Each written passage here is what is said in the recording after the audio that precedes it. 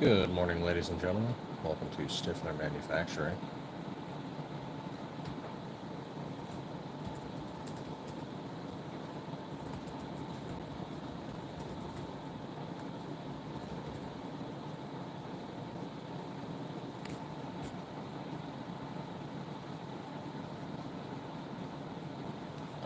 Sold the slide, so we're going to get ready to package that up and get ready to ship it out. Get some coffee, talk about gun slides.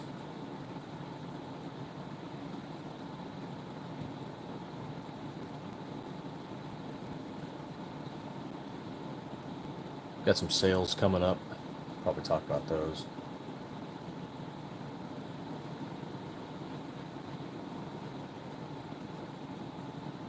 Hey, FE Ordnance, what's going on? Yep, I'm up. I'm alive.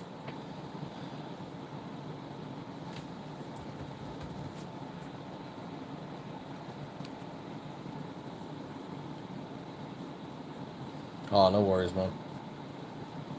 After I finish this, I'll be off to work.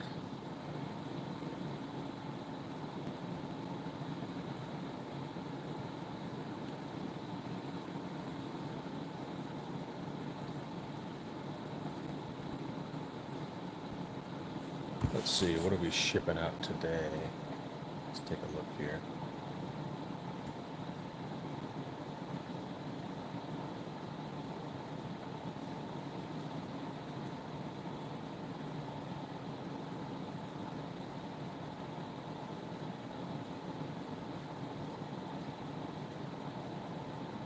Oh, sending out a Zoom slide, all right.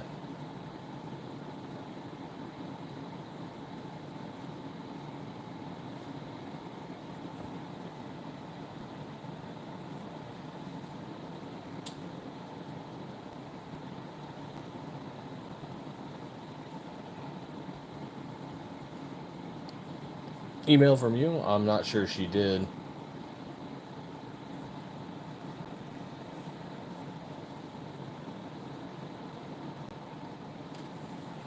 I know we got a big 500 slide order that everyone's working on right now. And they're really pushing on those 43s.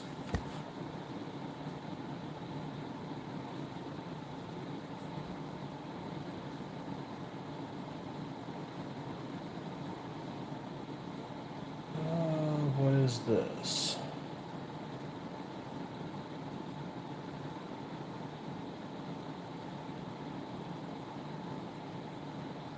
Something about a white slide. Oh, okay. Roger that. Too easy.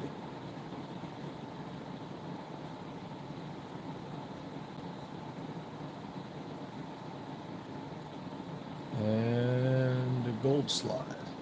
Okay. Gold slide looks fine. What's the issue?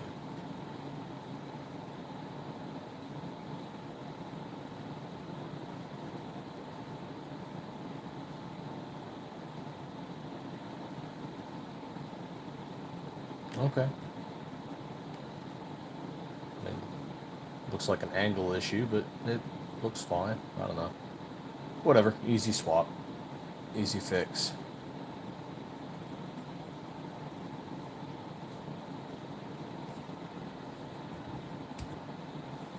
There we go. And 17 slide on turbo, I do believe. Black.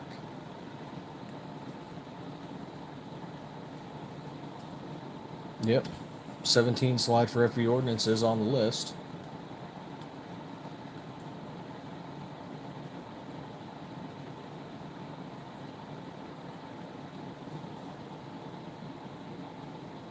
Oh, and I forgot to change the thumbnail.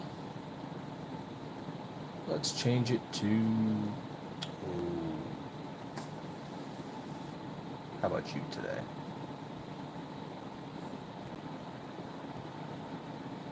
And save.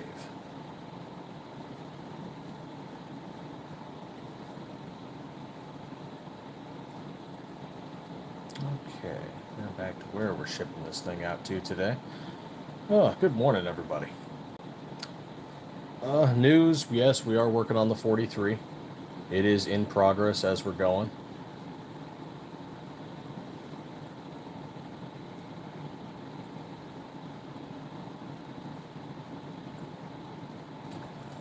Let's plug that in. The first one is going to be a ported slide, and then we'll work from there. With the Glockstore 26X, there has been an increase in requests for 26 slides, so we maybe we're doing that as well.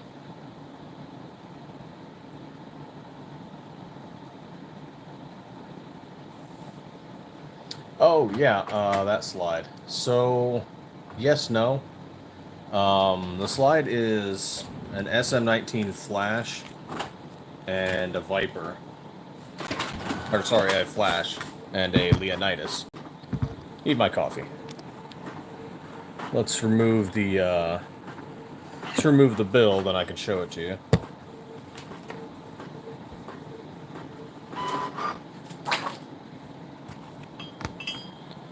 Here we are.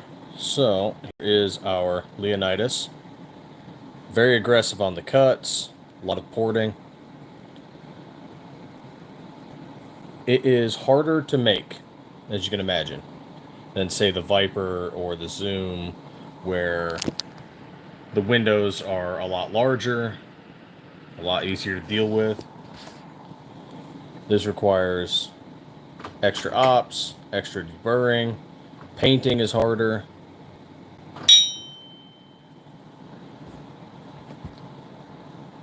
Same with this one here, the Flash, same concept.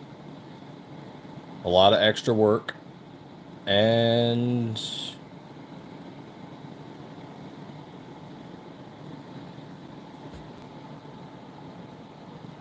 yeah, we might bring them back seasonally. They're harder to work on, they're harder to make. But the numbers also just weren't there. People were buying the Viper more, the Zoom, the Hellet, the Turbo.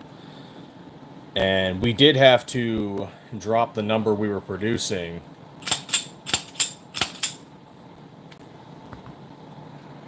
because we were focusing on the 17 as well as a bunch of new Turbo orders. And also now with the 43 in the works, we just had to reduce some of the slides we were working on.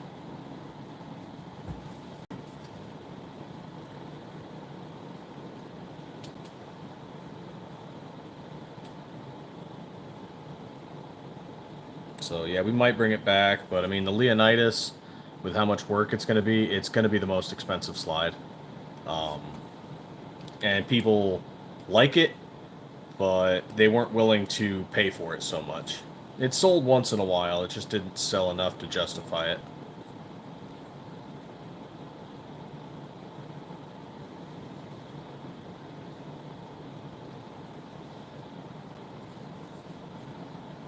So we might do limited runs sometime in the future, and it's like, hey, we made 50 of them. Get them while they last, and then maybe you'll see them again in several months.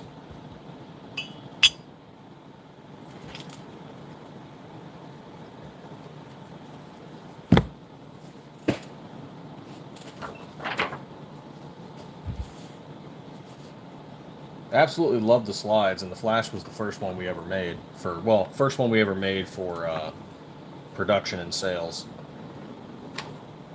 It's just, compared to others, it was not selling as well, and it's harder to make. What is today, the 29th?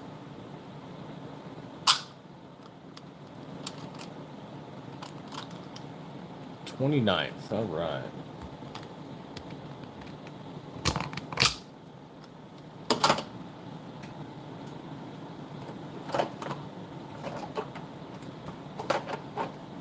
Okay.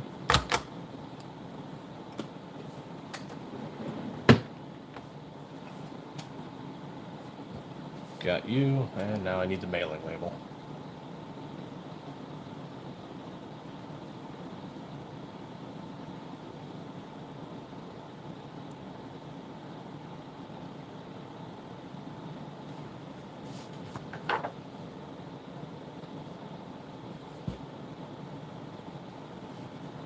Where are we sending this off to today? Oregon. Alright, we're sending a slide to Oregon.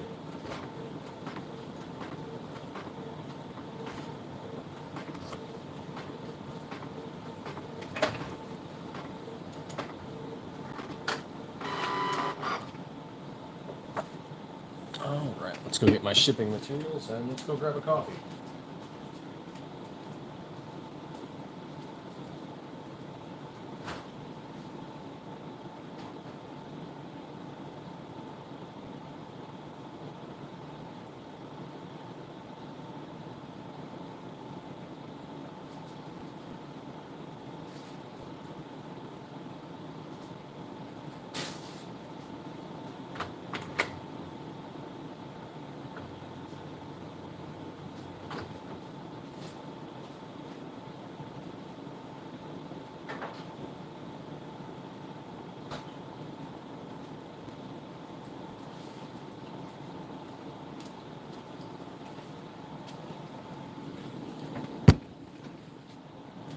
Good morning, everybody.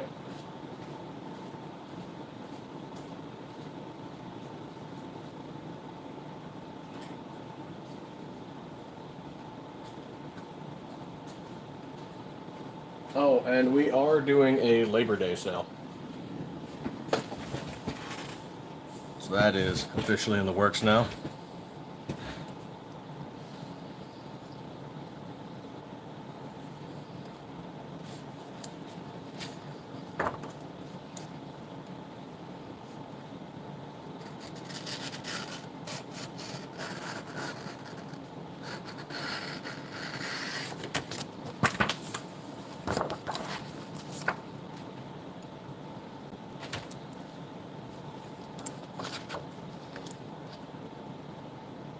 Mail you off to Oregon today.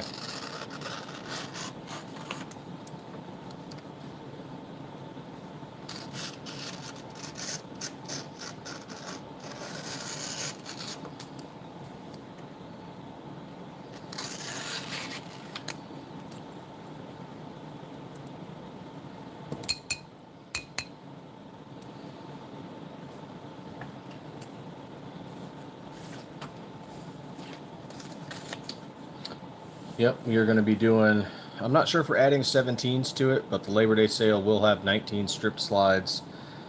And, you know, I'm thinking something a bit more tactical. The 4th of July sale was red, white, and blue slides. So we might do something a little more tactical colored.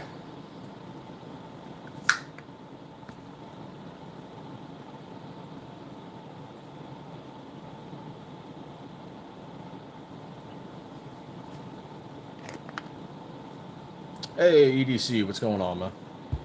Thank you, thank you.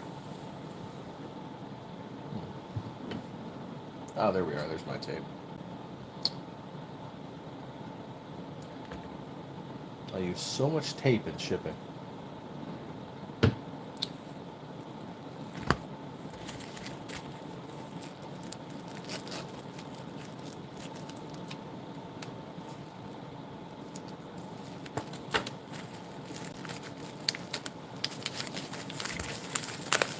Not sure how many people are actually up and awake this time of day. But figured, what the heck, I gotta get up. I gotta go to work. Gotta ship this slide out.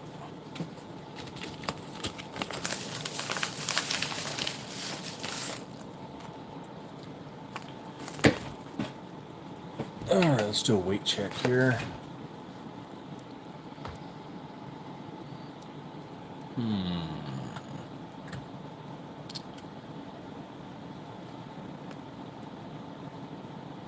What did I have that listed as?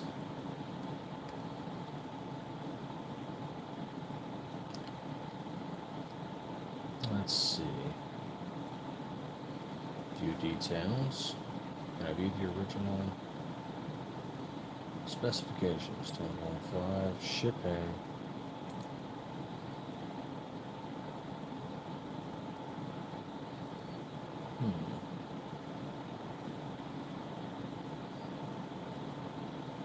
Something ain't right. Yeah, here we go. Original listing at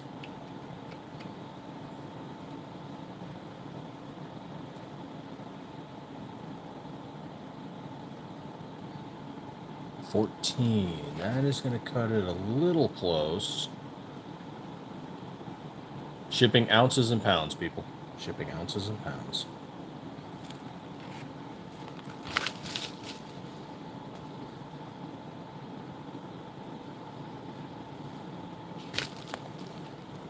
Okay, so that at 12.8 is going to make this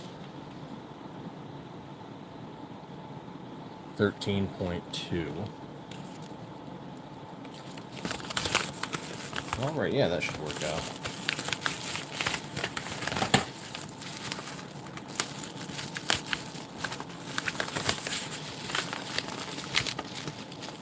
Not going to get too fancy with it, but it should work out just fine.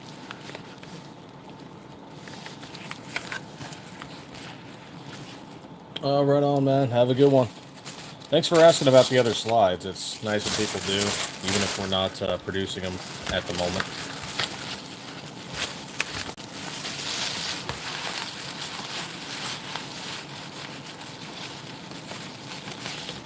I like that people know that we made them. There's a company out there copying a couple of them. So.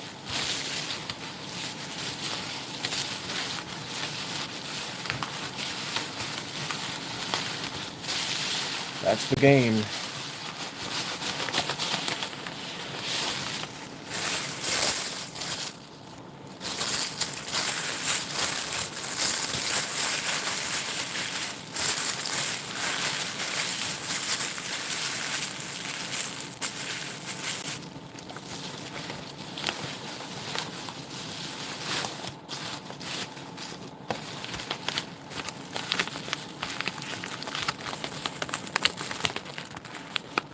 There we are. Get you all sealed up.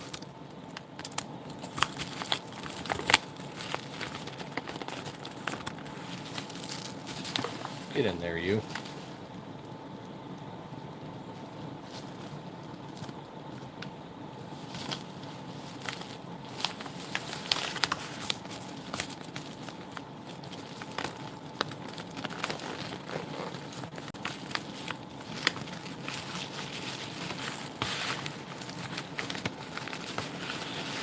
Yeah, I kind of feel that. I'm up, but am I awake? Don't want to be up, I'll tell you that.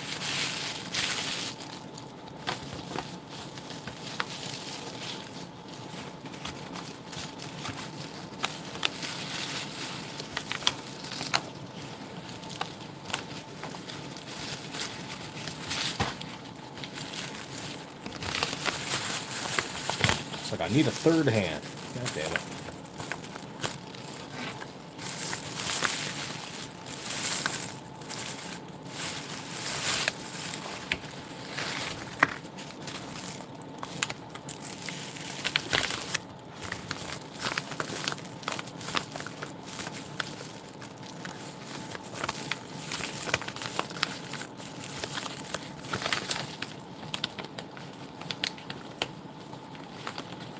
Get on there, you. All right.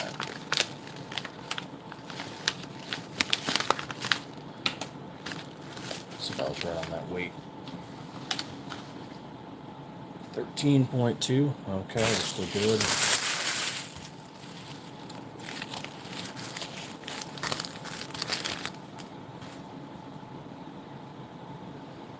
$13.5. Oh boy.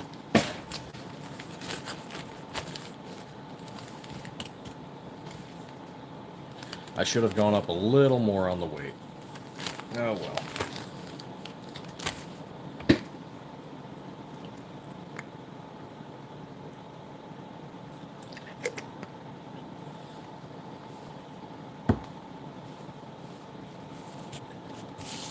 Errors have been made.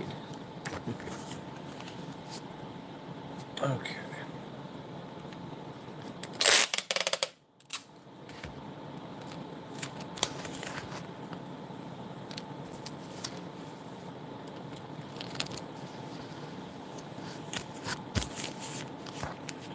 What do you guys think we should do for Halloween / Glocktober?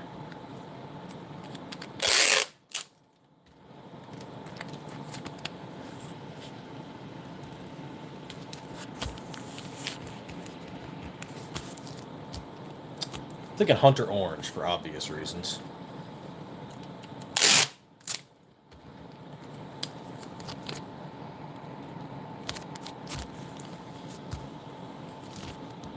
But I'll need another color too.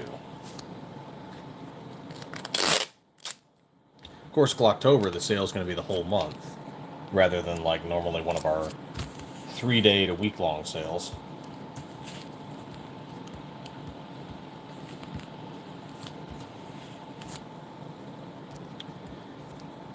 And let's face it, you could all use a little less candy and a little more Stiffler in your life.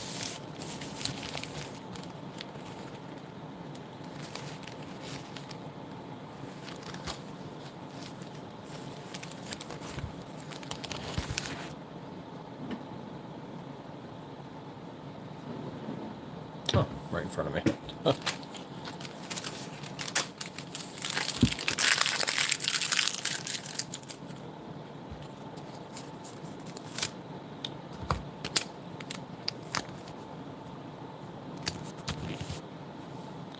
A little Fragile sticker.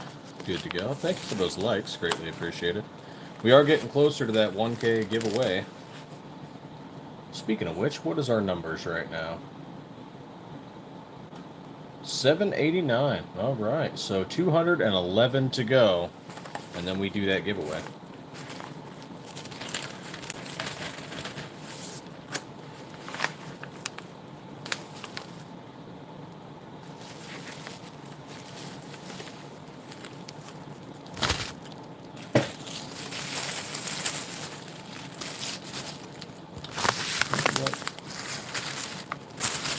Put you in here too. Just a little bit of cushioning.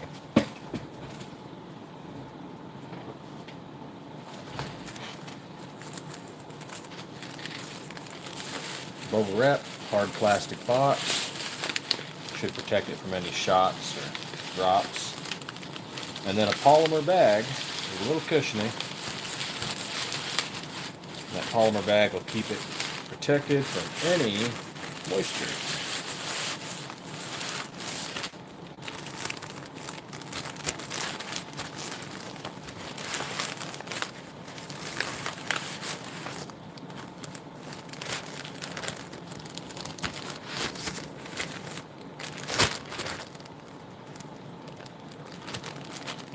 Okay.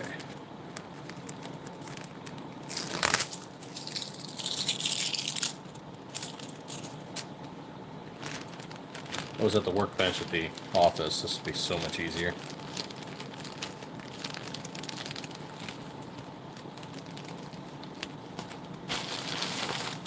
There we go. Slap on another Fragile sticker right over the seam, because I don't trust the seam. And then some tape also over that. The seam is a lie.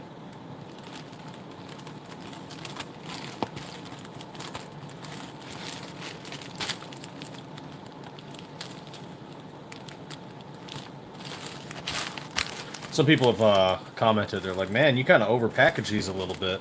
And I'm like, not really, man. Bubble wrap around the slide, hard plastic box, polymer bag, seal it up tight, fragile stickers. I was like, did the slide get to you in good condition? That's what I care about.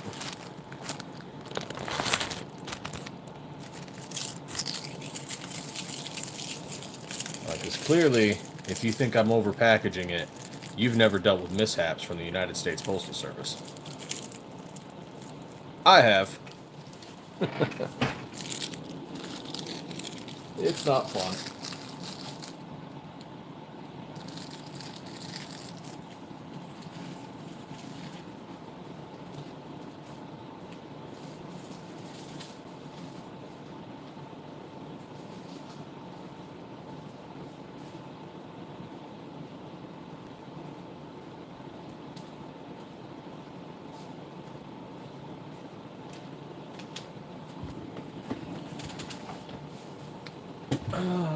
What's this? Oh, somebody else bought one. I love it when they do that before I go to the post office. I love that.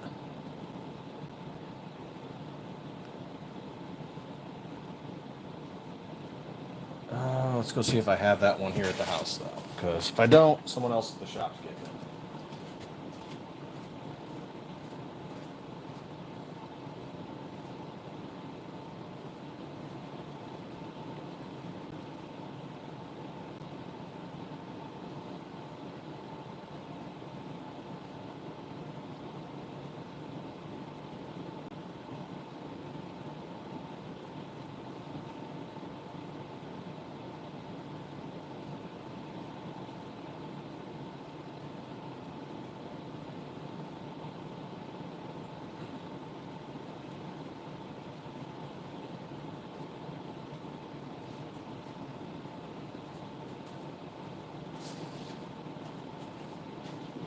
Okay, I do.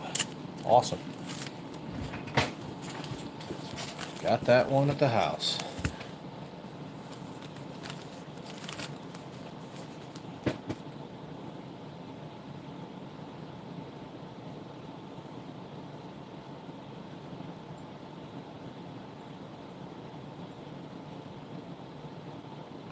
All right.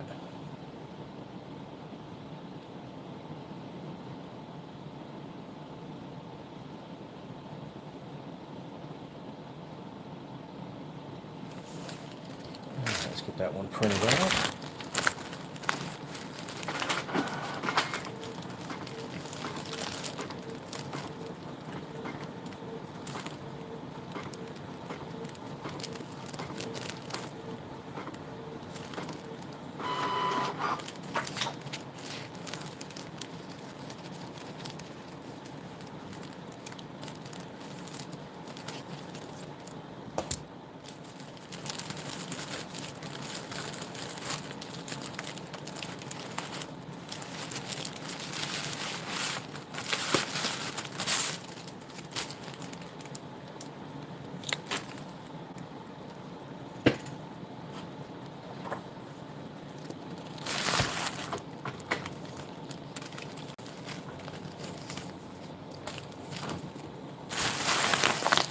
Okay, this next one. Yeah, I don't know. What do you guys think for Glocktober? I mean, obviously Hunter Orange because Halloween, but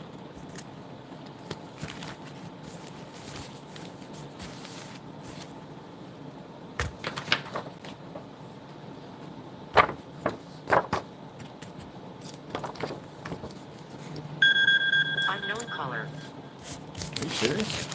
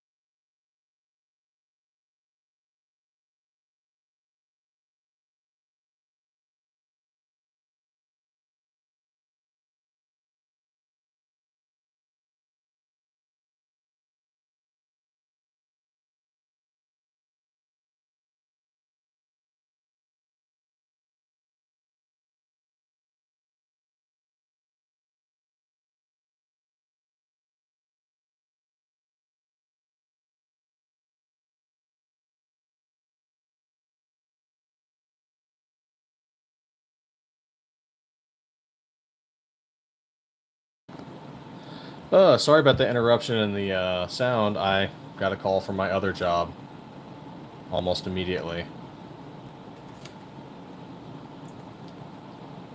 I hadn't realized we'd gone past 6 yet. Hey, Tristan Spears, what's going on?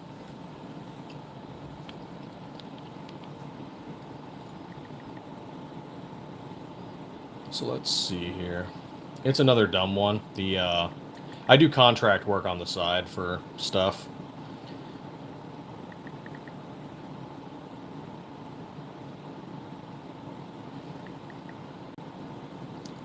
Got to make extra money here and there.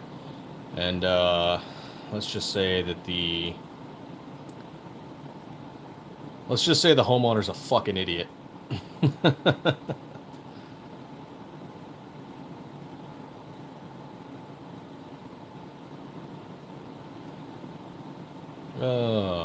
Yeah, he's a fucking idiot. Because nobody can be this goddamn stupid. But guy also never answers his goddamn phone, so this is what causes lots of problems. The police are gonna go out to his house. I'm gonna go out to his house, and he's gonna stand there in his underwear and realize, oh fuck, I did something stupid again, didn't I?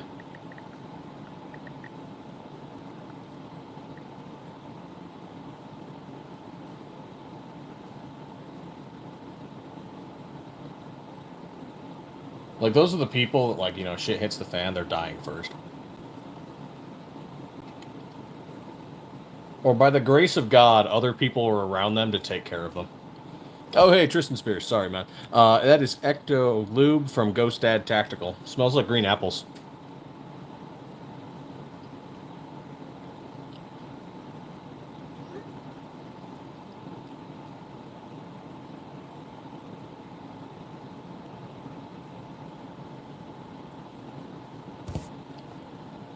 Okay. We've texted him. Let's try and call this guy real quick. I'm gonna mute you guys for just a moment.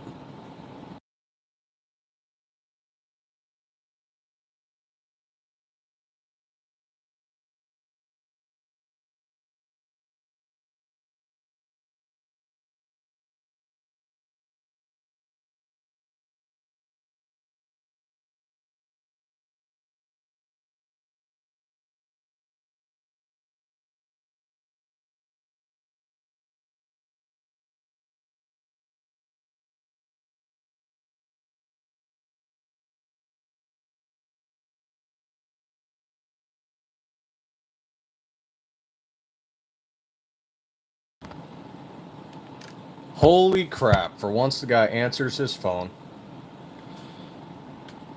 Let's see. We had FE Ordnance in here. We had Shed Owl, McMahon. EDC was in here for a minute.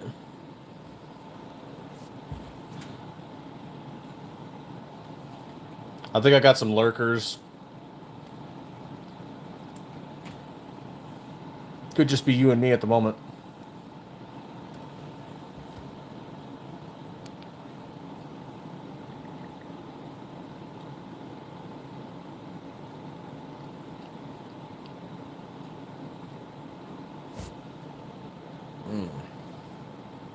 I guess I should make one more phone call.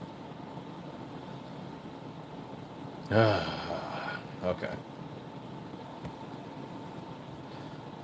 Okay, one moment. Let's fix this up real quick.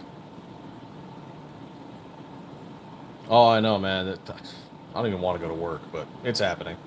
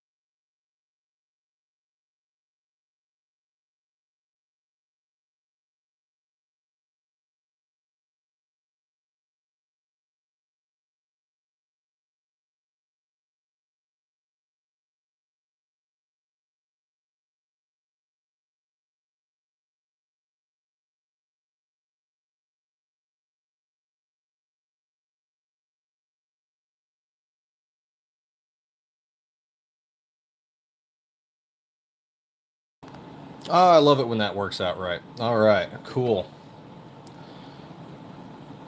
That's how the system's supposed to work.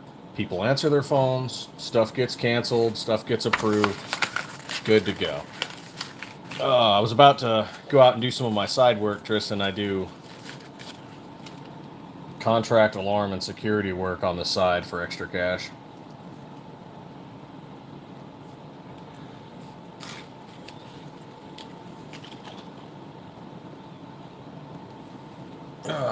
Occasionally, I'll also do some housework, you know, minor electrical construction when slide sales are low.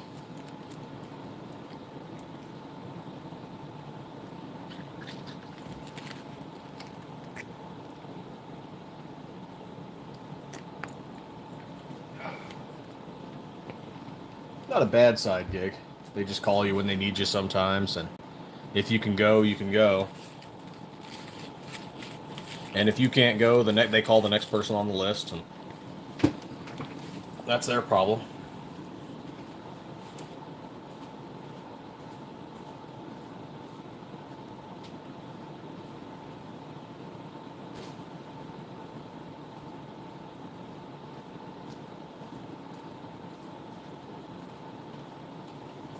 It's kind of funny. I mean, I get it that they do it for peace of mind.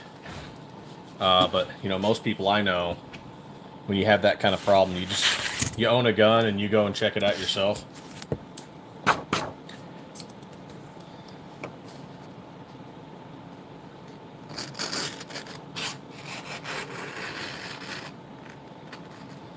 But there's people with money who don't have that mindset, so it's a niche job.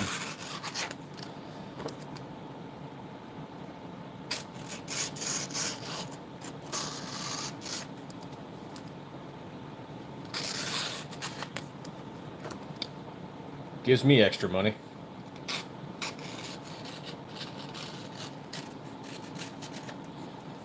There we go. Let's see, that first one was off to Oregon. Where am I sending this one out to? This one is going to Texas. Okay.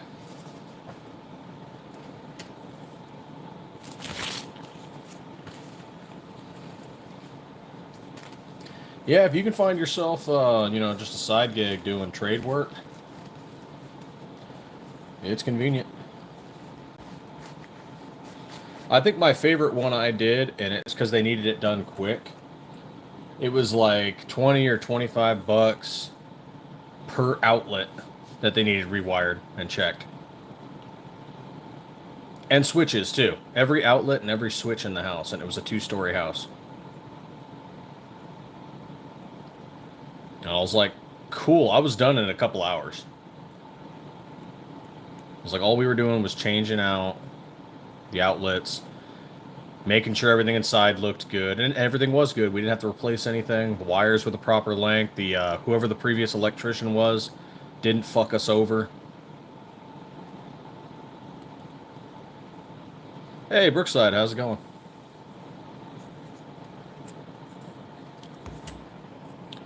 And everything was to the proper height, so it's not like we had to go in and do like some moving anything. You know, we didn't have to move any outlets. We didn't have to cut sheetrock.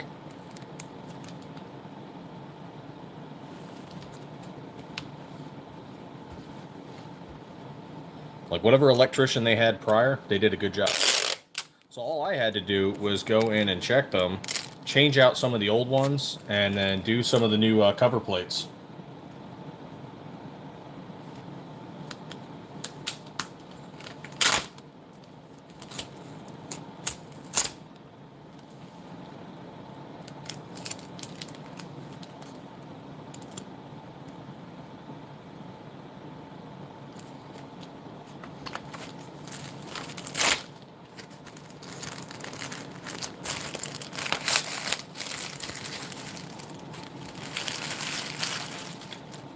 Oh, what's this? Just getting some morning coffee, sending some slides out, and I wasn't paying attention and taped this wrong, so let's just reprint that.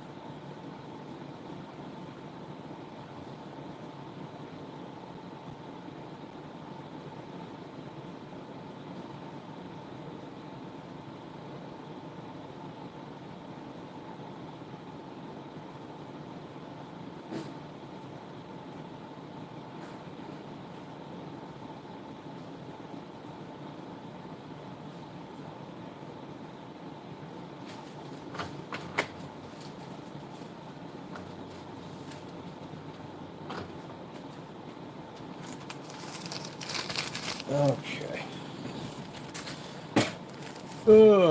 Hey, Don J, what's going on? Let's see. It is confirmed we are doing a Labor Day sale.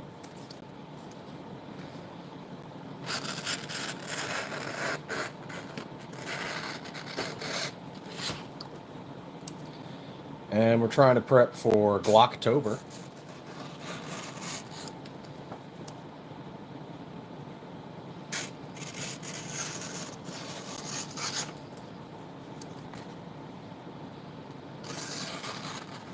We don't do color of the month anymore. I'm kind of sad that never really took off. But people are.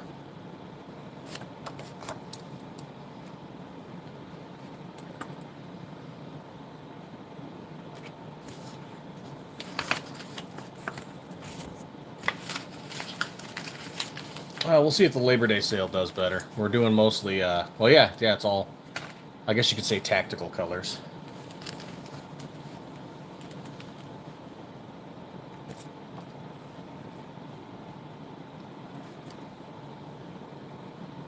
Damn, Don J. That is some proclamation right there.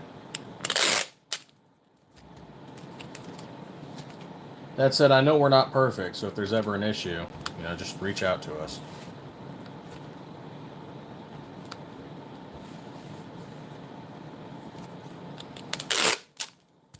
We're not SIG, we take care of our customers.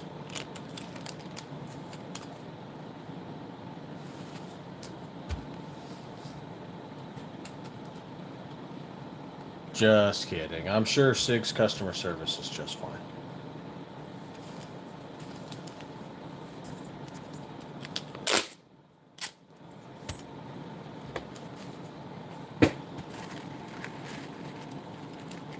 Really helping out guys who wanted a vasectomy.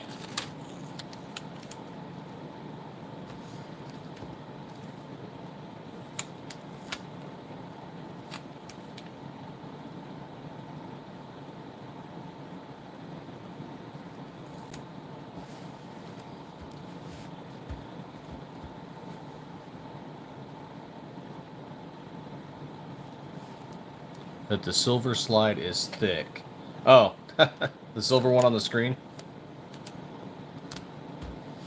Yep, that is the SM-17 Viper in its raw form.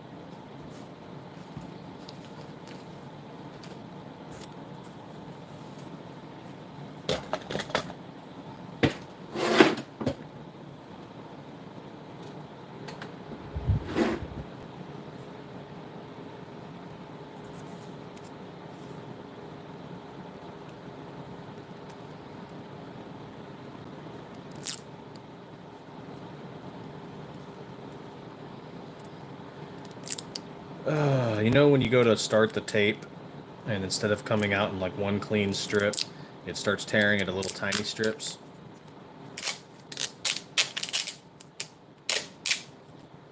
Because just fuck me. There we go.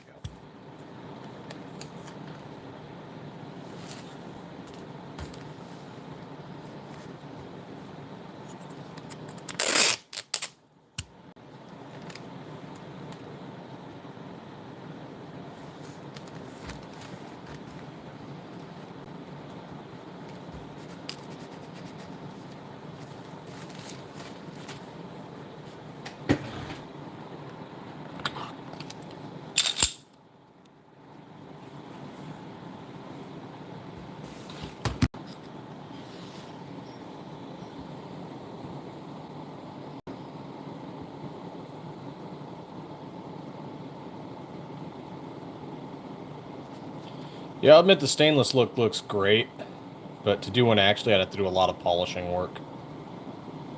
And this still needs finishing work. These grooves are actually pretty sharp.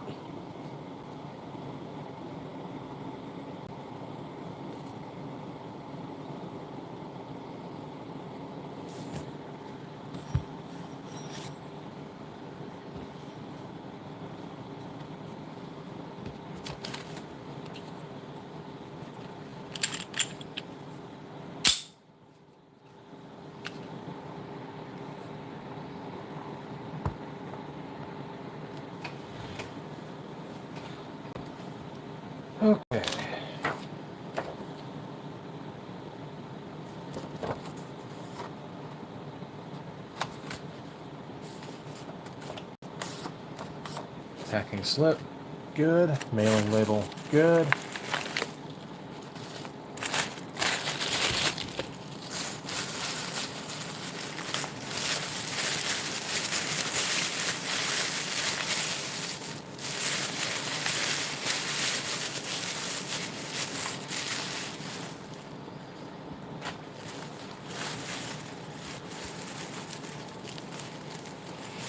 Get you down in there, come on.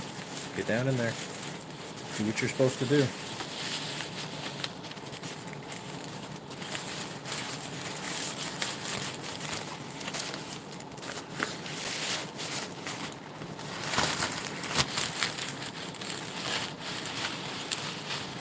Yeah, it is kind of a pain. I should do more Rumble stuff, but we're not as big on Rumble.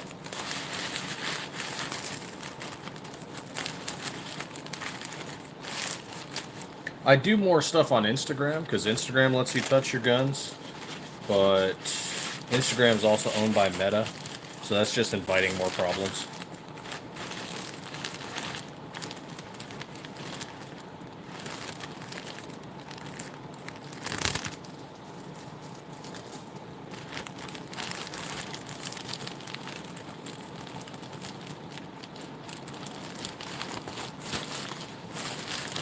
There we go, all sealed up. One for Oregon, one for Texas. Rumble is another streaming service, kind of like YouTube. They're just less restrictive. YouTube doesn't like people talking about it on their platform because it's competition.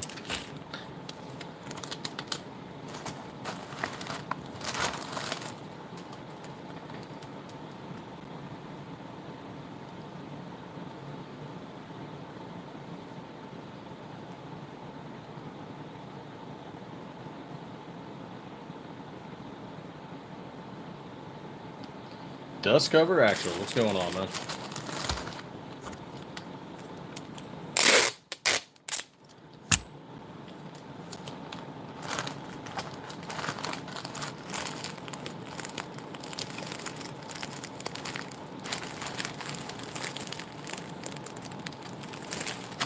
Getting some slides ready for shipping.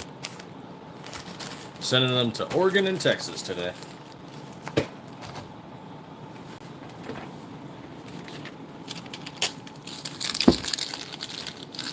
I know some of you asked about some of our old slides. You know, if you're looking for some of those old slides, go over to RB Tactical Market over on eBay. He has some of them.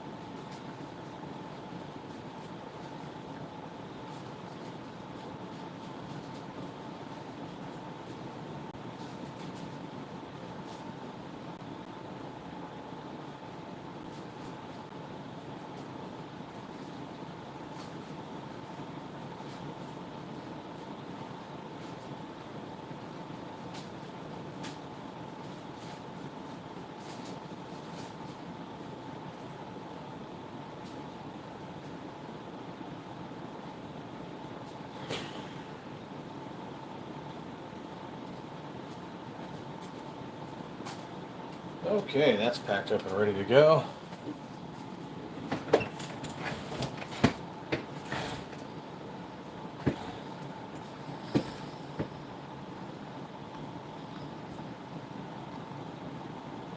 Let's see, where was I? Ah, here we are.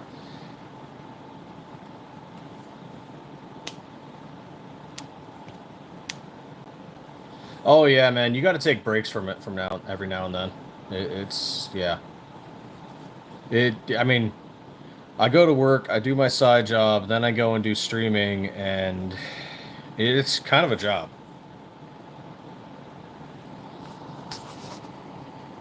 That I don't get paid for.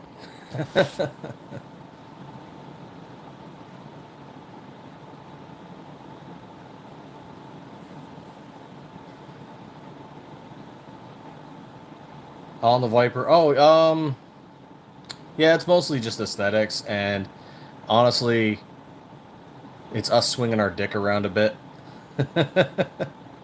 Because we can do it and other companies can't.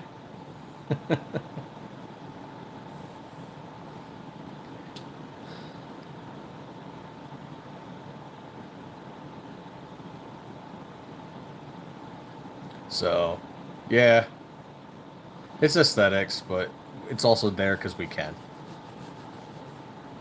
And if you're just using bad steel and you're doing too many aggressive cuts, you can't do it. But if you're using good steel and you know what you're doing, yeah, you can do it. It's like, you ever see those crazy skeletonized slides that look like they'd break if they were working? Like if you were actually running them, but they don't break? It's because they're using good steel. And they're putting support structure where it needs to be.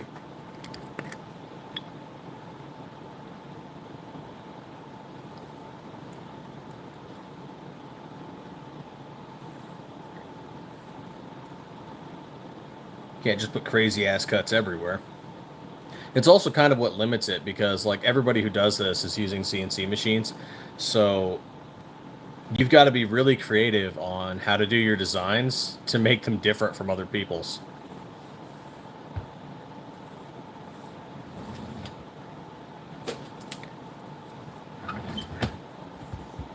So for example, we'll do a little magic here. One of our old slides, the Flash design style here, I'm sure you've seen it with other companies. And it's because it's a design style that can be replicated.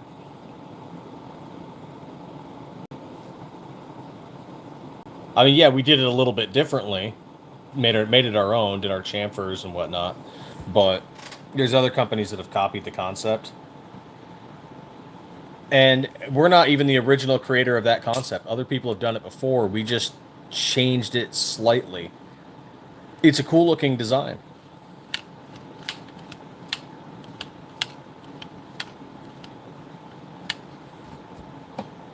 Oh yeah, kind of like you saw with the Viper, we also have that same, well not the same, but similar here for this chamber. Cuz we can. We did it cuz we can.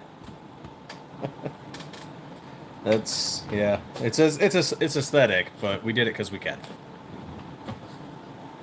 Same with the Leonidas.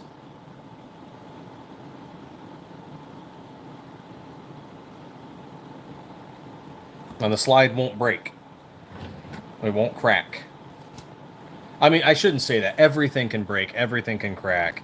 Something can go wrong with everything. There's always a chance.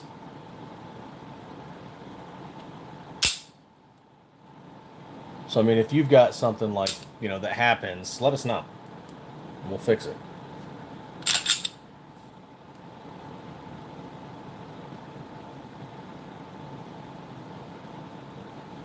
Yeah, kind of like this red dot. I can't remember where I heard this, and maybe it's bullshit, so keep this with a grain of, salt. But I had heard there was some politician that wants to ban red dots for like pistols and carbines and stuff like that.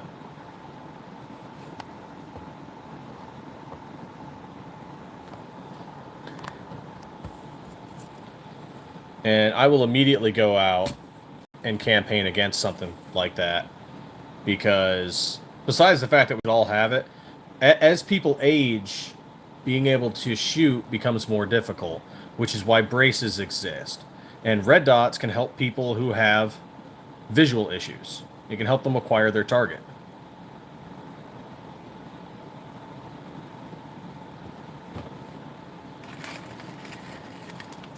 Like, even when I was in the Army, I even knew soldiers who were always on the cusp of hitting expert with iron sights. They'd hit sharpshooter all the time. And for those of you who aren't in, there's 3 classifications of shooting. There's more, but it's... Then you're getting up into, like, EIC territory and stuff. But, you know, generally, you've got marksman, sharpshooter, expert. So there were soldiers who they could shoot well enough to be sharpshooter, and they were on the cusp of hitting expert.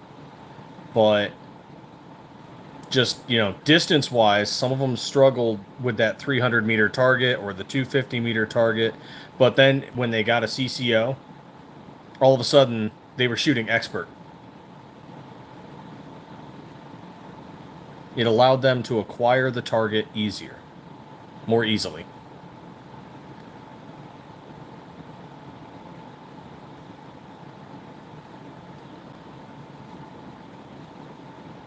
So and again, this could totally be bullshit. It's just something I heard in passing. I haven't seen any political action from like GOA or, you know, whatever.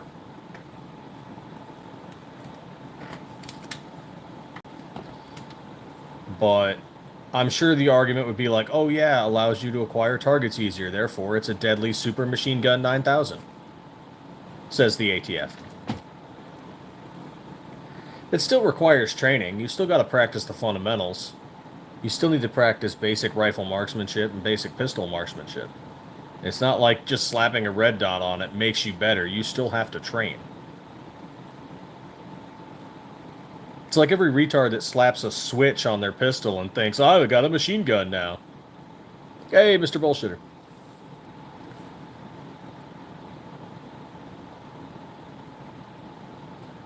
It's like, motherfucker, you weren't good at shooting to begin with, and now you slapped a switch on it? Man, you really are pray and spray.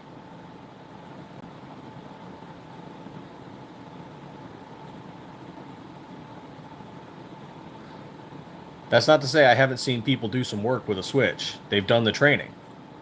They put the work in. It's just the vast majority of people are using it like a toy.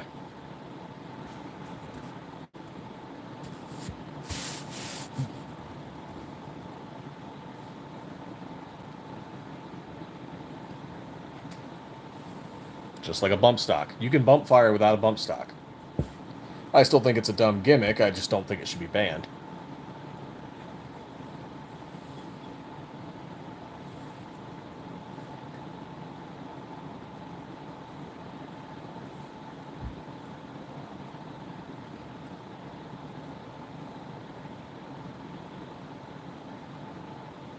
I think they have their place. I could see using an ARP, but it's a mindset thing. They're not thinking, you know, mobile military operations in urban terrain. They're not thinking urban street operations and training. Yeah, no irons, no optics. It's just spray and pray. I don't know if Chance is still in here, but like, if you guys have ever seen those videos of like foreign militaries and militias shooting AKs overseas? Sorry, not Chance, in dust cover. I'm tired.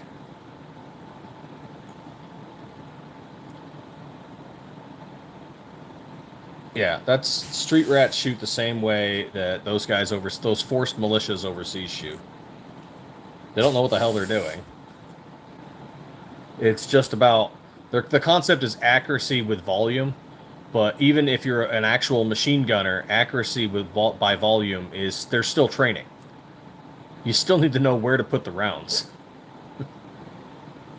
But if you're just running around without a sight, you know.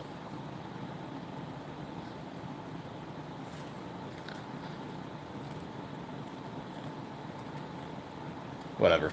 I digress. Well, hey, well, you know, we got you guys in here. We are doing our Labor Day sale coming up, and we're thinking about Glocktober. Labor Day, it's probably going to be more tactical colors. Glocktober, I know orange will be involved in some capacity. I just don't know what else we're doing.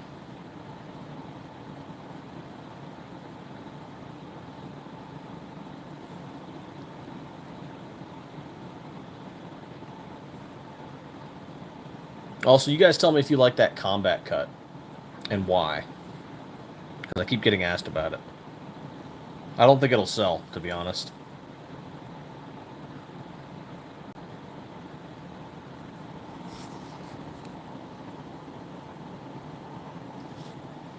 Quick little fix. There we go. Realized my camera was off angle.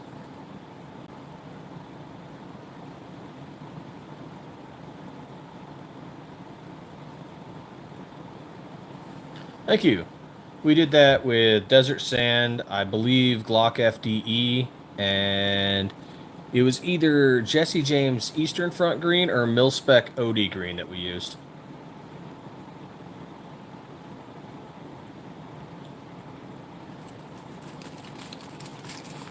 Okay, so there's actually, let me pull this up on my computer so I can show you. But there's 3 styles of cut. You've got like what we have there, our RMRs are like a co-witness style cut where the rear sight dovetail is behind the optic cut.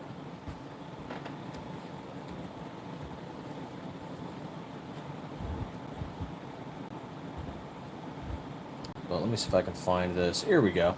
Now this one has recoil posts or ZEV posts or whatever the hell. But the concept is there.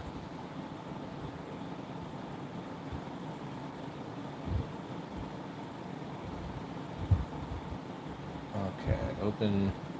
You're not gonna let me open the image? No? No? Gives me a pan. There we go.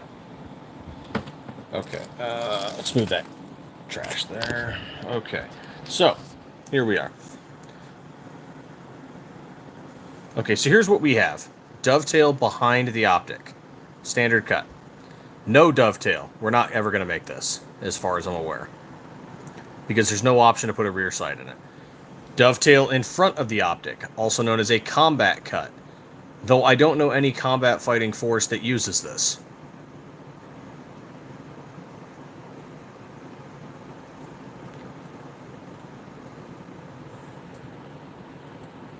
And so apparently, dovetail behind the optic, right? Co-witnessing, you can match it up through your optic with your front sight post. So that's your co-witness. Dovetail behind the optic again, different style. Dovetail behind the optic again, but it's height sights to match with your optic. And then here you have dovetail in front of the optic.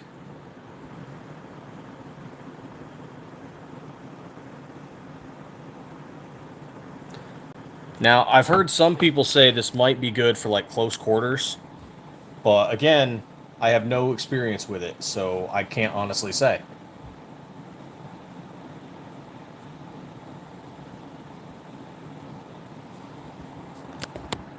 Here we go. Yeah, so optic in the rear, rear sight post in the front. I don't know.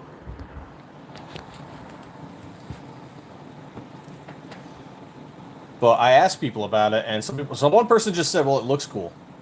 I'm like, oh, okay.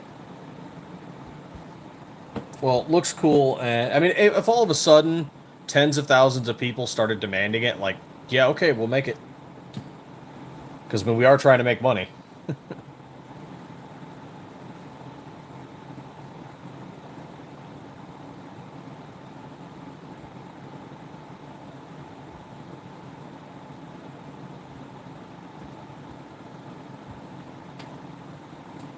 Ooh, that hurt. But also felt good. I want to try it. I want to take it to the range and shoot it, and I want to compare it to the standard co-witness that we're all familiar with, and see just how well it works.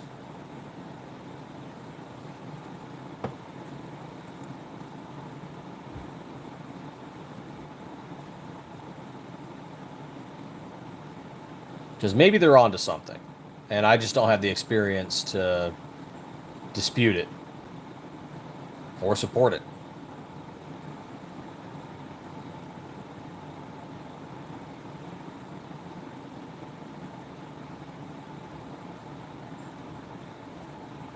Oh yeah, this is a good image too, if I can get it to pop up.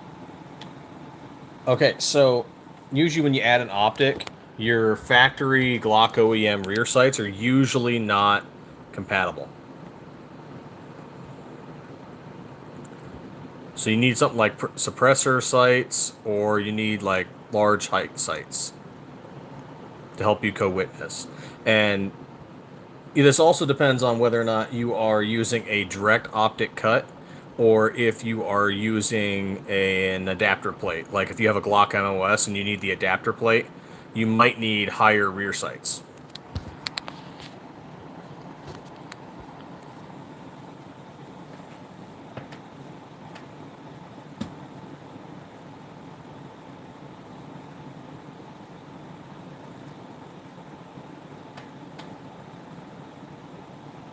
Oh, where is my planner too long here?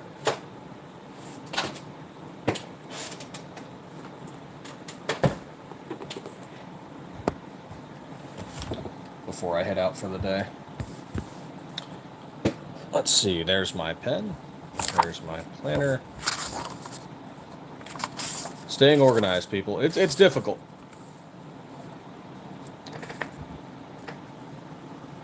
Okay, what do I have to do today?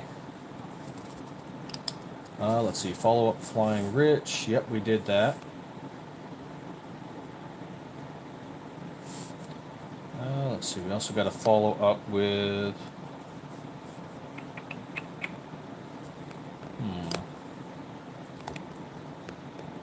FV Ordnance.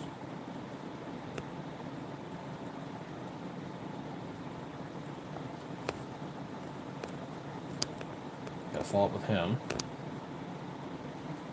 I also need to do the social media metrics today.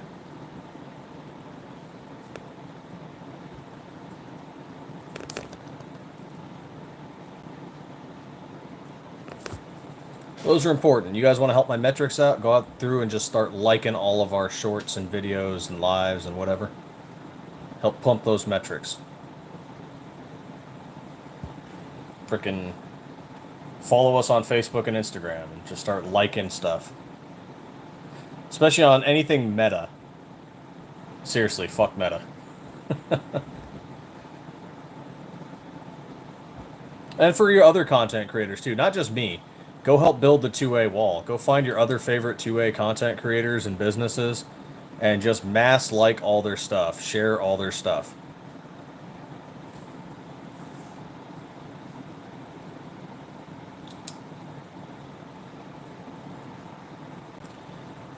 Let's see. We also had Labor Day planning the Labor Day sale.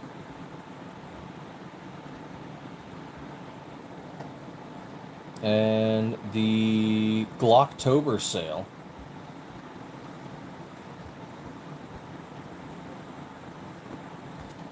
What do you guys think about Labor Day? We do some tactical colors, maybe something like FDE, or you know, earthy colors.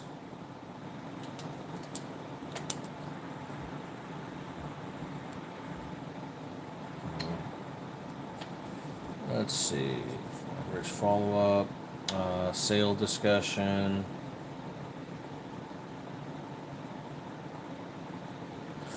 Oh yeah, what do we got to do by Friday? By Friday, magazine magic.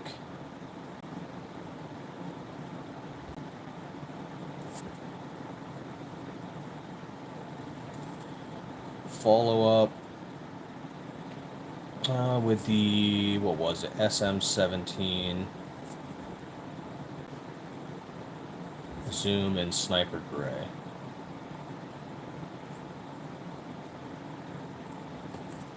There we go.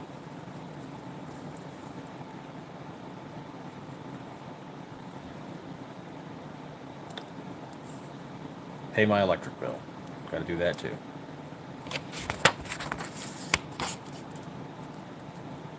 Planning is important, people. Let's see, 28 July, 28 July.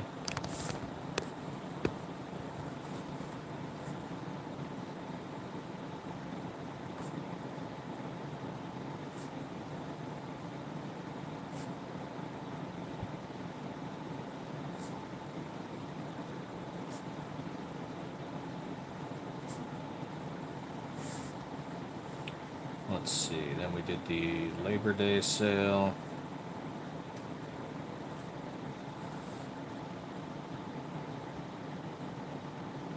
The Green Mile movie. This is a good movie.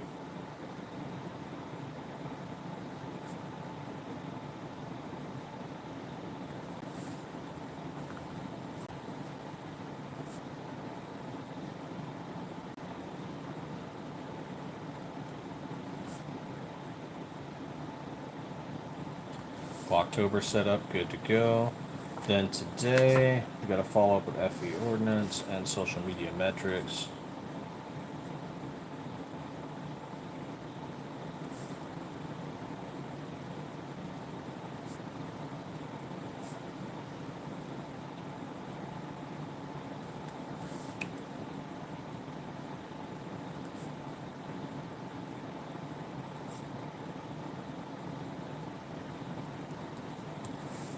There we are. Yeah, it was a good movie. And then Friday... Oh, that's going to be Labor Day, too. Not Labor Day, that's next month. Ugh. I'm dumb. Alright, Friday...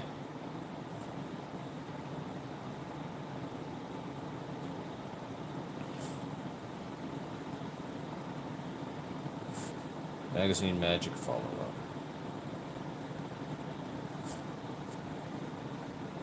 SM17 Zoom. Sniper Gray. I realize we cannot do anything with TikTok because the TikTok moderation is a bunch of pansy-ass little bitches.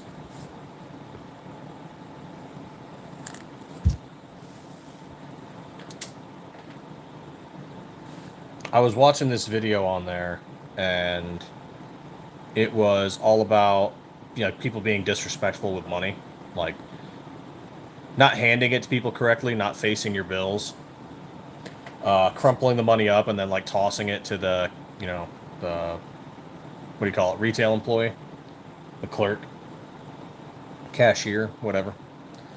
And my comment was just like, man, you know, if your dad didn't teach you how to face your money and be respectful with it, there's your sign, you know, there's your sign joke for those of you old enough. Jeff Foxworthy. But there's your sign that you are probably trailer trash or hood rat trash. And they're like, that's an insulting comment. You can't make things like that. I'm like, I didn't target anybody. I didn't like go say, hey, you're a piece of shit.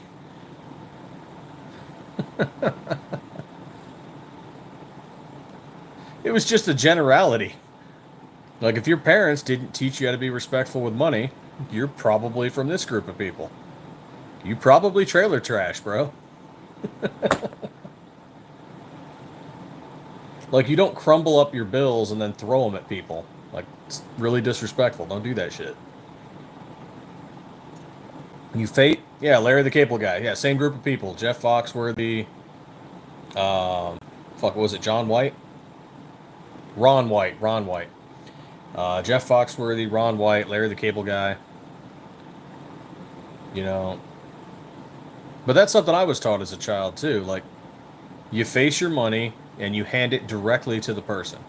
You don't throw it on the counter. You don't drop your change everywhere. You don't be a disrespectful little shit.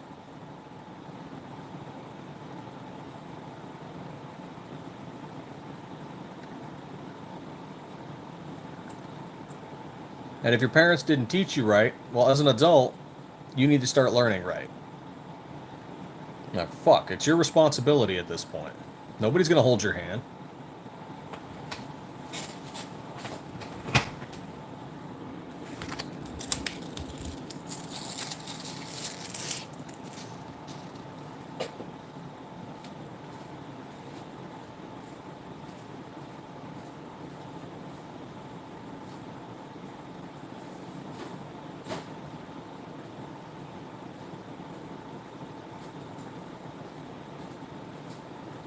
I know y'all didn't wake up for life lessons with Stiffler, but here you are.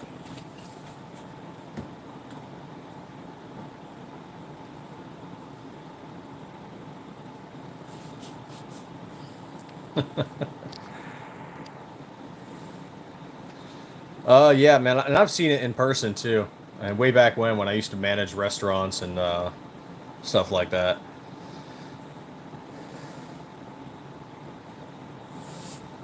Then I realized I couldn't work in. I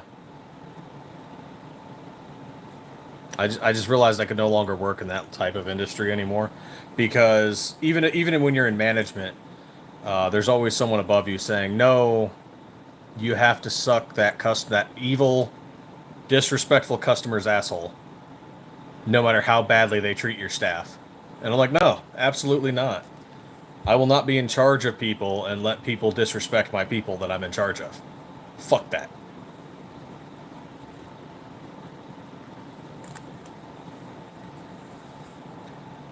All right, that's a different norm. Seabrook side. When you're in those kinds of places, there's different expectations. But when you go to a different place, you can't keep those expectations.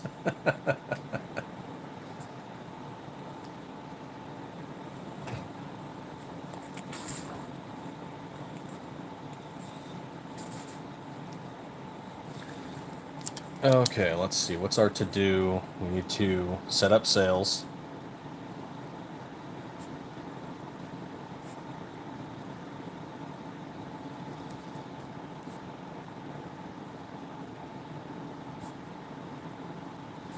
Follow up with collabs.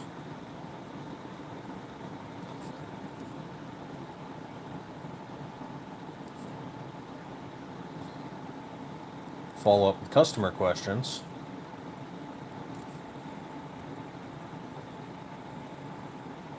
By the way, it's okay to say, "I don't know." If you don't know the answer, it's okay to say, "Hey, I don't know the answer, but I'm going to go try and find that for you."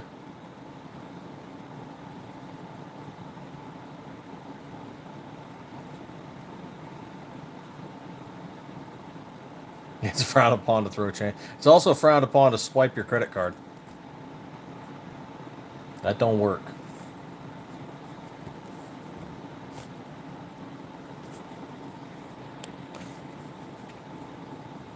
I mean, if you throw an actual gold coin up there, maybe. But, knowing the modern generation, especially that... I don't know if you guys remember hearing about that story about the kid that got arrested for using a $2 bill at school. There's lots of people out there that don't know what American currency looks like, especially the older currency.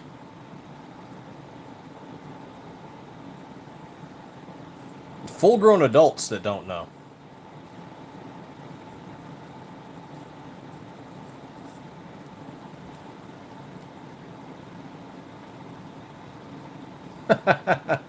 Through nickels. That's kind of fucked up. Were they at least Buffalo nickels? You just throwing Jeffersons up there? Like, here you go. I did know of a club that the ATM gave out $2 bills instead of $1 bills. That was really freaking smart of them.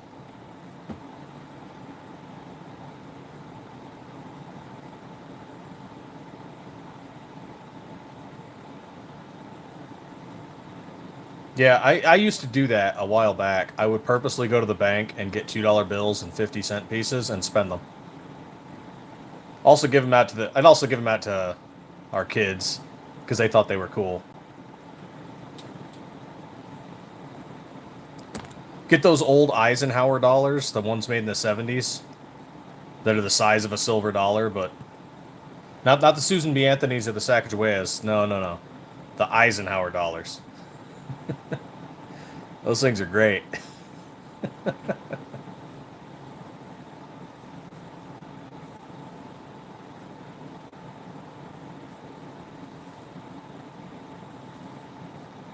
Or anytime the kids got to do like some kind of book fair thing. Here you go. Here's a bunch of $2 bills.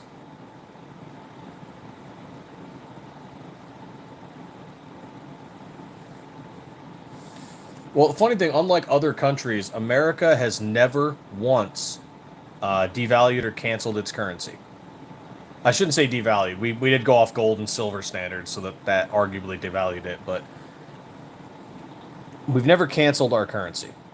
So if you find, paper money that dates back to the 1800s, you can still spend it. If you've got coins from the 1800s to 1700s, you can still spend them. The issue is getting a cashier to accept them.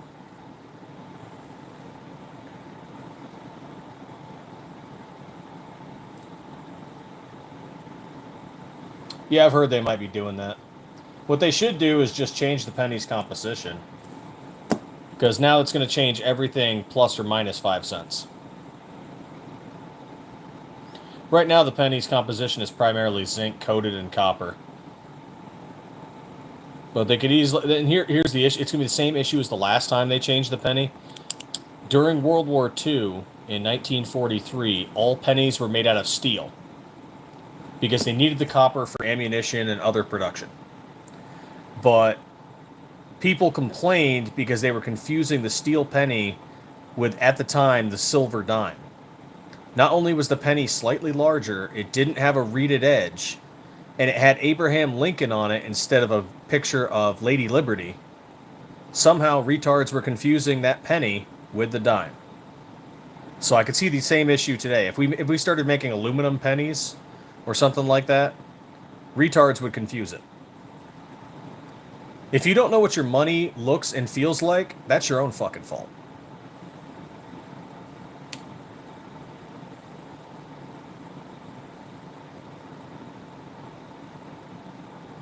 And I'll happily call you stupid for it. You need to fix yourself. That is a you issue. What's going to be in your cup holder in 10 years?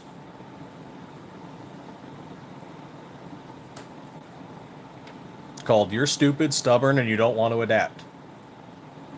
It's not that it was hard to differentiate. It's people were stupid and stubborn and they didn't want to adapt.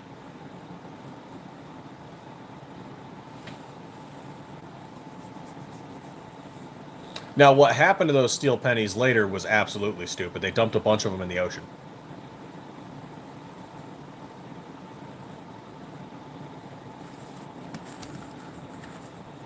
They should have just kept them in circulation. And if people confused it for a dime, well, you know, that's on stupid people. Tristan Spears, have a good one, man. Thanks for popping in. Appreciate the likes, appreciate the subs, people. Oh my god, it's 7 a.m. I should go to work.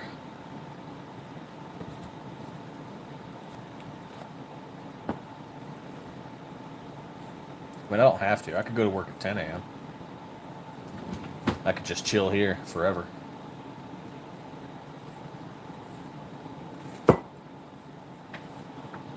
I could just not go to work. Oh, that's a dangerous thought.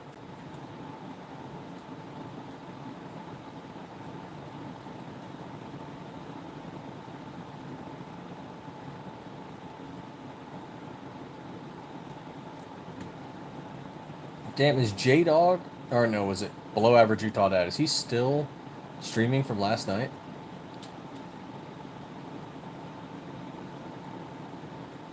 See, that's what I need. I need to get a camera for like late night streams. I don't want to leave my phone doing it all the time.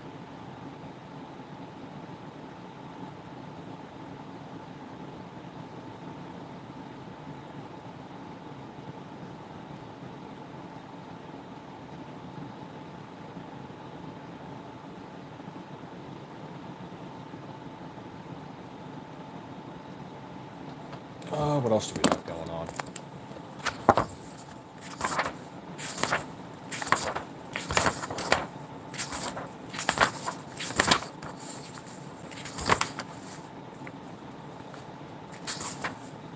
September, here we are.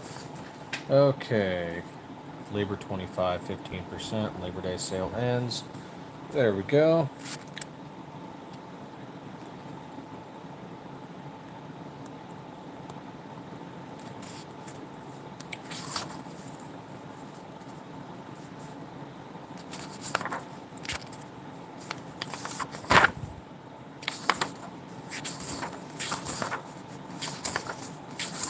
How's October looking? October 1st, Yom Kippur. Glocktober sale.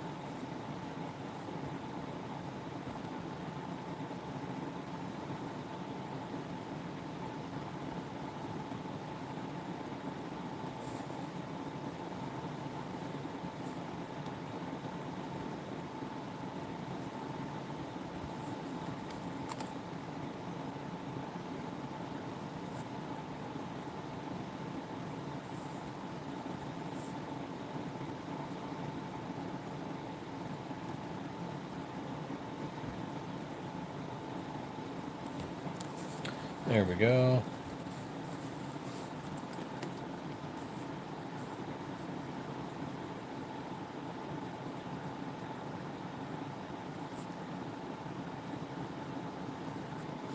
October ends. All right.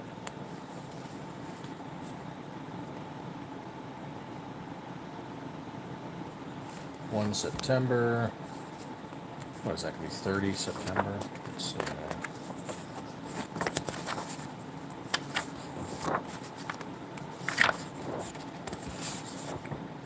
This is 28.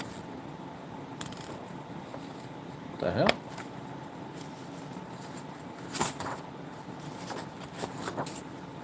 Why is there no...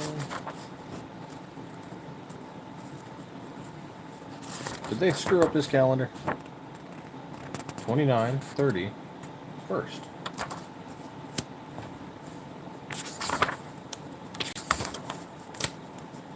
They did. They screwed it up. Those assholes. Where's my Monday and Tuesday?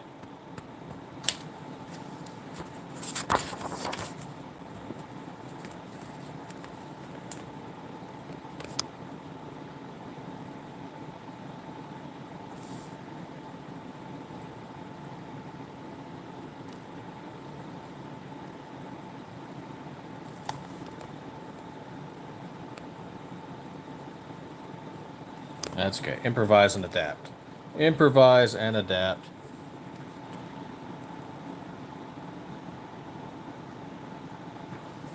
There we go.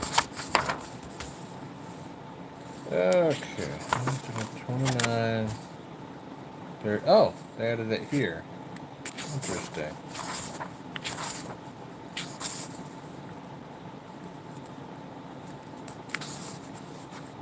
Okay. Friday, 01/02.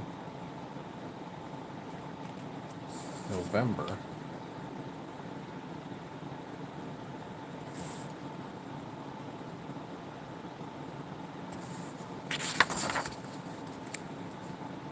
Exactly, Brookside, exactly. The question is, if we do a Labor Day sale and we do a Glocktober sale, what do I do for Veterans Day?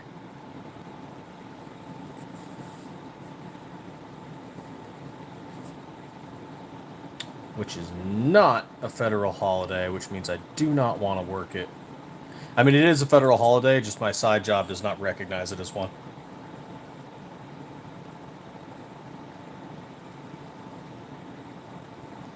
Because they already have Thanksgiving and Christmas and Memorial Day and 4th of July and New Year's. And there's another one I'm forgetting. Labor Day.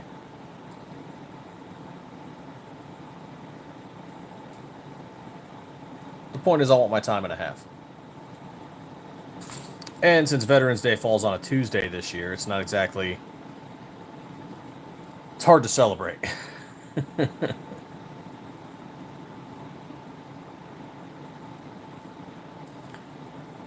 Let's see, what do we do a Veteran Week sale?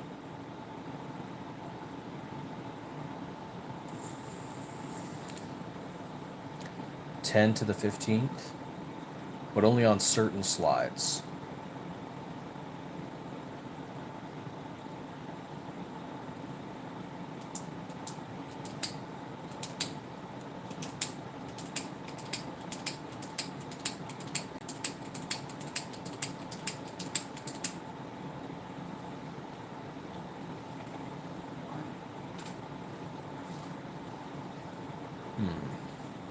Yeah, we could probably do that. I guess we'd have to find a charity we liked.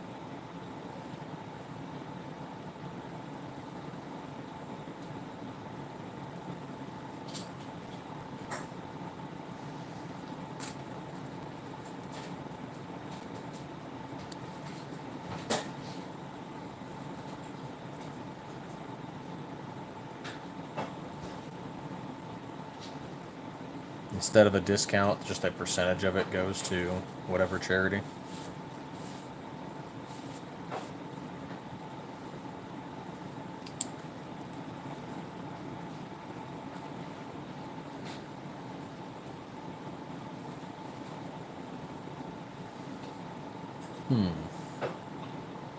Gonna have to think about that.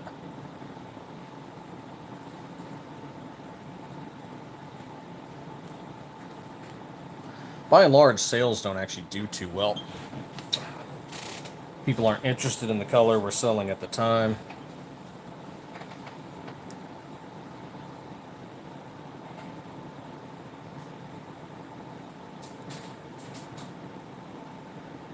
Maybe we do our camo slides for Veterans Week. Then again, the camo ones are harder to make. I don't know if we want to do discounts on those.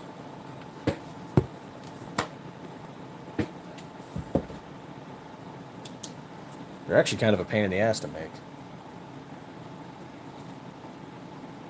It's a 3-step Cerakote process.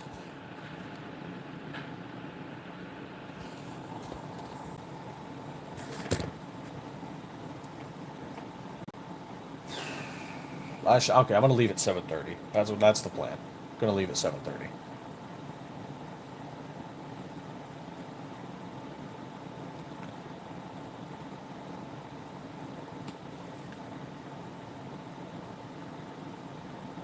Does our slide need to be heat treated? No. The Cerakote, yes. So the Cerakote has to be heat cured.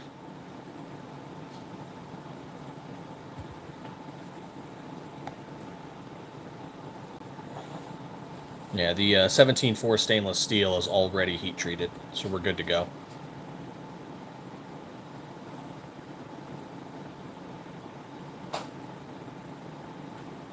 Some businesses use 416R stainless steel, and they get it heat treated after they've done the milling.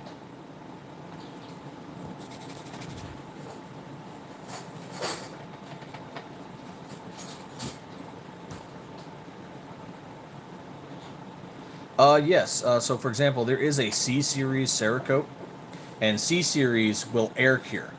The problem with air curing is it takes a lot longer, and there's always the chance that dust particles or whatever particle in the air adheres to the Cerakote that you just painted, and then creates a blemish. Creates a speck on the slide. Now, the way to fix this is to create a clean room or a clean storage where you can spray down the slide in C-Series, and then it sits in there for the... Oh, what is the cure length for C-Series?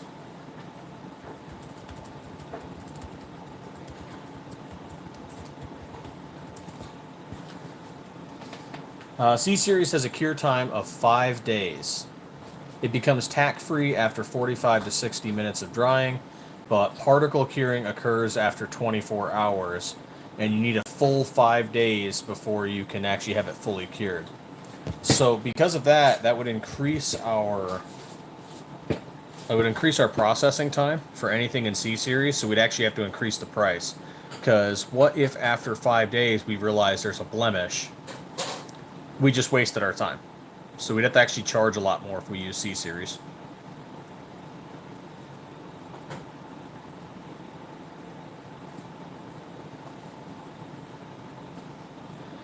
Yeah, I mean, it's a good idea if you don't have the ovens for it. What some people can do, if you're doing like your own personal Cerakote, instead of getting an industrial oven, you could go on like Craigslist and find a conventional oven that you can put outside or put in your workshop.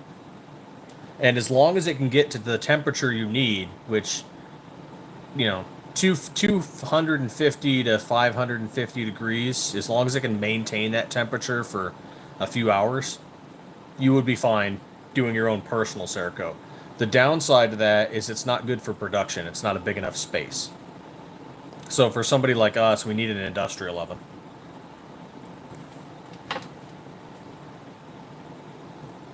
But for personal use, yeah, if you want to go do your own Cerakote work or whatever, get yourself an old oven that nobody's using no more that still works, and never cook anything with it. Never, don't use it for food ever again. That is now a workshop oven.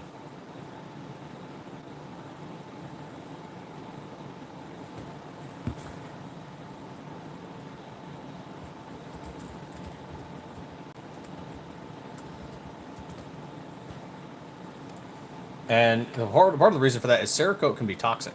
So, do you really want to be cooking food around what your Cerakote oven is?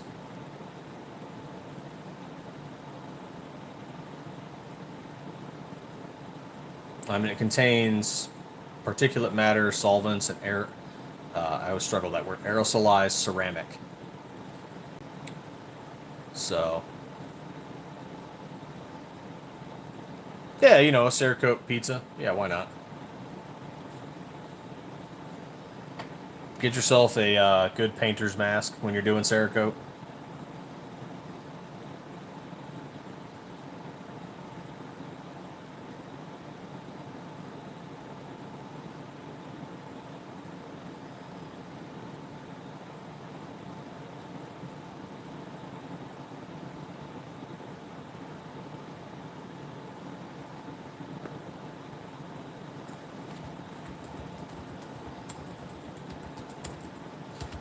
But if you're ever interested in getting, you know, into your own personal Cerakote work on random stuff or maybe your own gun parts, of course, you also have to sand and clean whatever surface you're Cerakoting.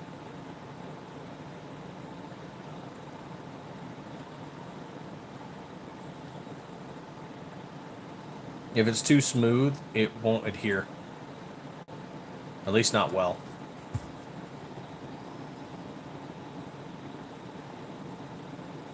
So we take a sandblaster, we bead the surface, and then we Cerakote.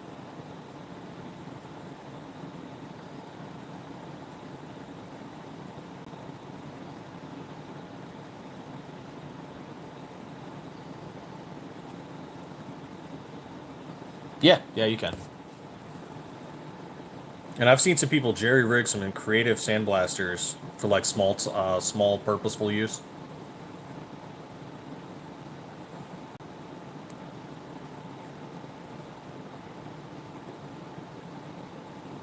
Because you don't need a big industrial one if you're just doing it for your own personal use. You can do a small one. Small air compressor, small gun with a small hopper for just the media you need.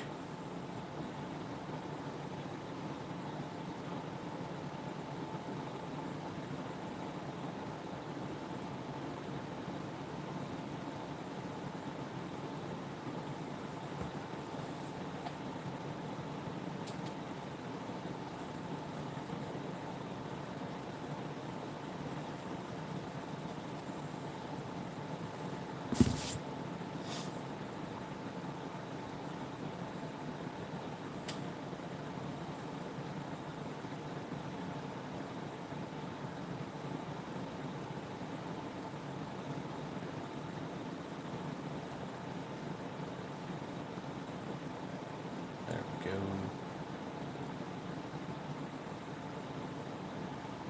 Yeah, we'll run this for a few more minutes, and then I gotta go get ready for work. Be a responsible adult.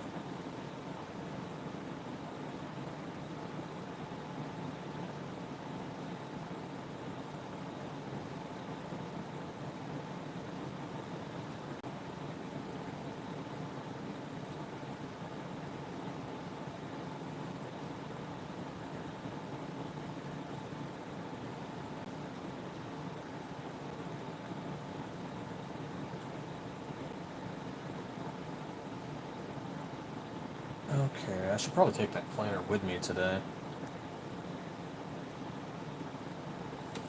Picked up one of those big faux leather bound ones that's gonna finish the rest of this year and next year for me.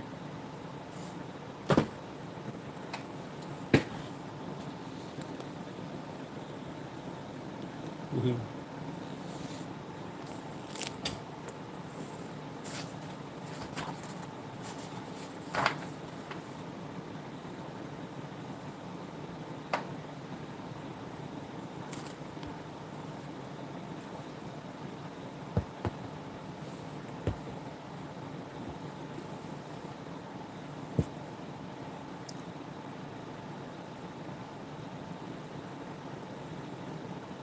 I never did get anything back from Diamondback Shooting Sports. That's unfortunate.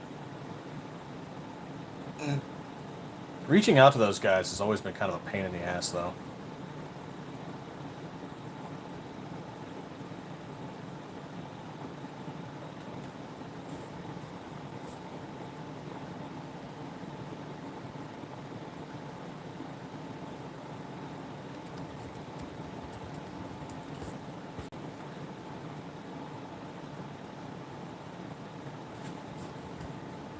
What was that other one? S&G Tactical, I think it was.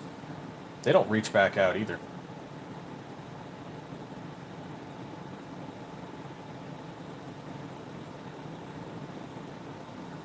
I wish we had more local gun shops, but we don't.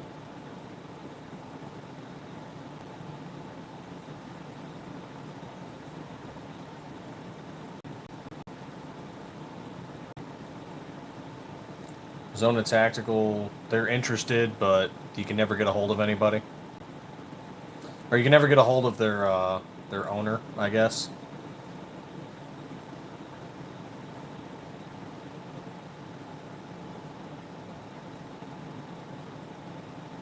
I'd rather them just tell me they're not interested, because a lot of them play off like, oh yeah, reach out to us later. And it's like, dude, if you're not interested, just like don't waste my time and your time.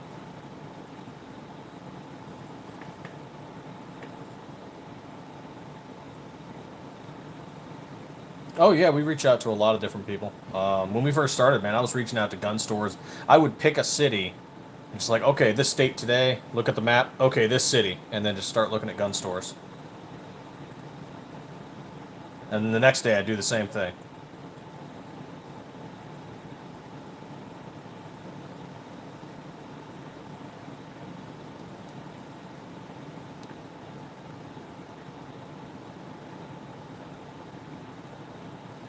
That one's a firearms academy.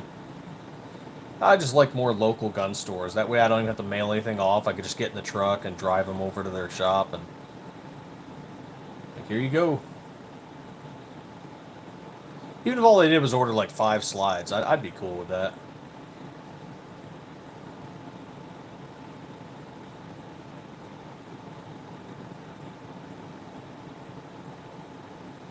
Hmm. 18. Wait a minute.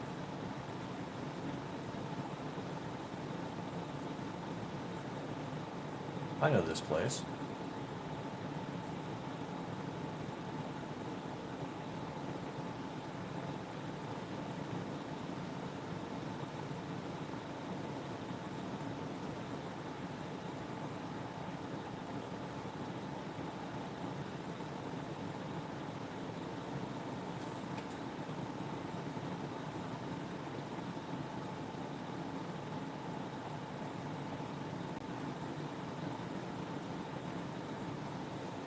Ooh, that hurts.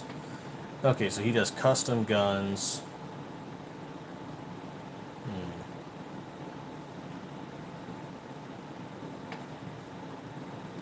Cerakote, or custom slide milling. Oh, so he does his own milling service. Okay. Is he just milling straight up blocks?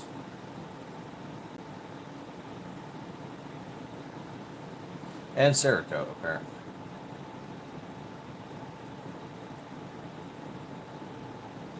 Interesting. If any stores in Wisconsin ever get a hold of... Oh my goodness.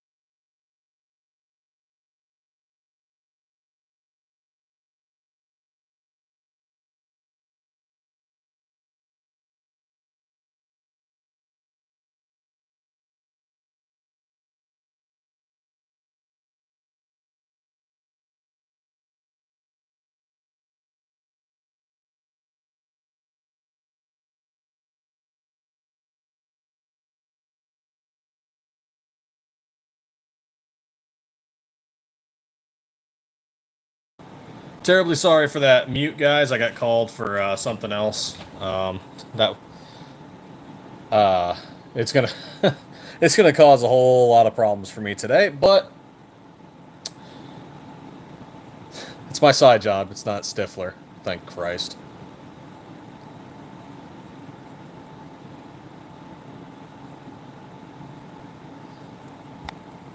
Oh my goodness. Okay, so let's see. We had Brookside, and then there's Mr. Bullshitter. It seems some Arizona shops are full of crap a lot of the time. I mean, it could be. I don't know, man. There was this one I used to really love, but they were retired military and law enforcement and just running a gun shop in their retirement, and they kind of got priced out of it. The insurance company they had at the time just kept raising their rates every like quarter on them, and they're like, "We're doing this in retirement. We're not doing this to make a shit ton of money." So they just ended up closing shop.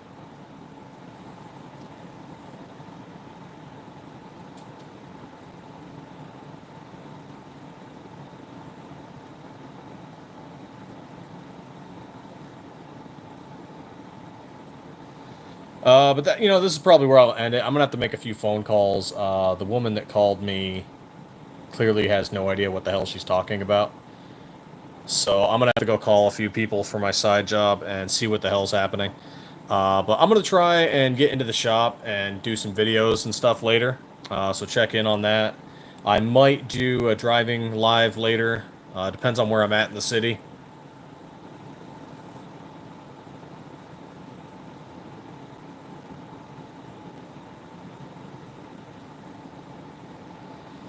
Yeah, thankfully it's just the side job. It's not hasn't nothing to do with Stifler, thank Christ. Just stupid people causing stupid problems.